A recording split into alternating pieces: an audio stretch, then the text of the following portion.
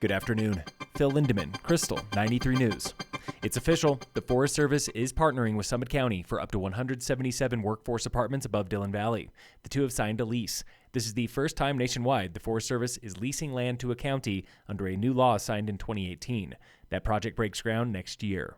Town of Breckenridge and Summit School District were talking behind closed doors this week about a possible housing partnership. School officials say teacher and staff housing is a top priority.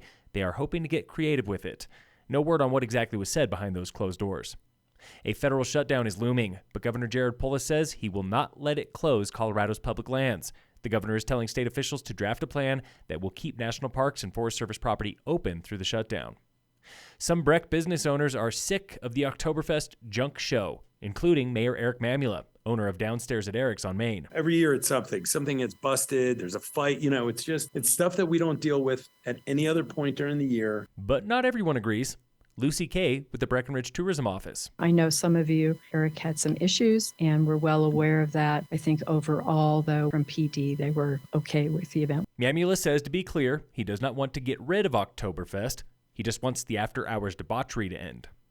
A longtime Breck local believes the town is being bamboozled by Breckenridge Grand Vacations and BGV's plans for new development at Peak 8. Here she is from this week's council meeting. I'm so sorry to see what they're trying to do here, making us look like Vail when we're not supposed to be Vail. Those new plans show potential changes to 4 o'clock ski trail. All plans are still preliminary.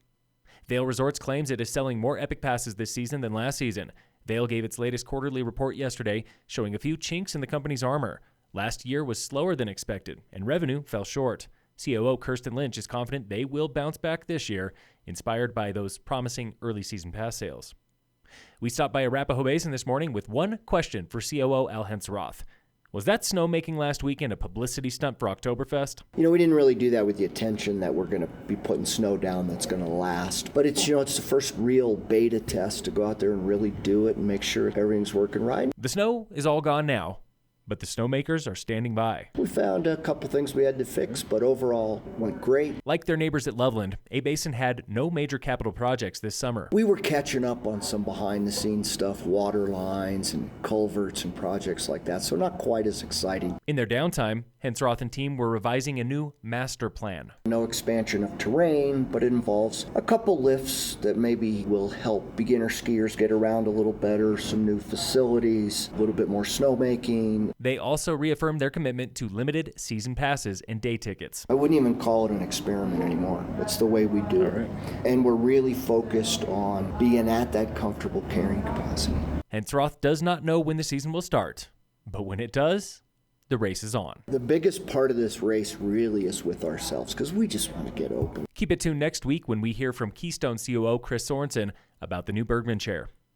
Local fire dangers back up to moderate again, still with no fire restrictions. Forest rangers remind you to please put out your campfires completely. They found 5 unattended and smoldering fires yesterday alone on the White River National Forest. In local entertainment news, showing tonight at the Eclipse in Breck, Stop Making Sense. It's a concert documentary following David Byrne and friends on the 1983 Talking Heads tour. Stop Making Sense is showing tonight and all weekend, 5 and 7:15 p.m. at the Eclipse Theater in downtown Breck.